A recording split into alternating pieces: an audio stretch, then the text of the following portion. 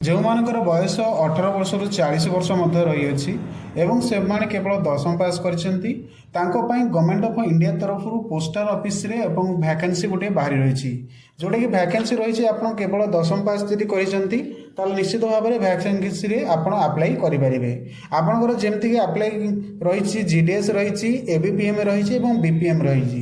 GDS ହେଉଛି ଗ୍ରାମୀଣ ଡାକ ସେବକ, ଏବିପିଏମ୍ ହେଉଛି ଆସିଷ୍ଟାଣ୍ଟ ବ୍ରାଞ୍ଚ पोस्टमास्टर एवं बीपीएम हूँ आपंकर ब्रांच पोस्टमास्टर।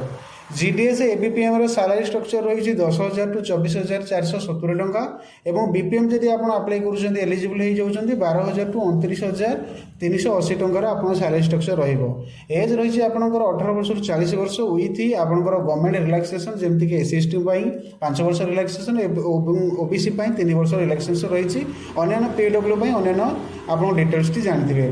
रजिस्ट्रेशन स्टार्ट हो जाए आपंकर 31/1/2026 ठारू लास्ट डेट रहा 16 फेब्रुआरी 2026 पर्यंत।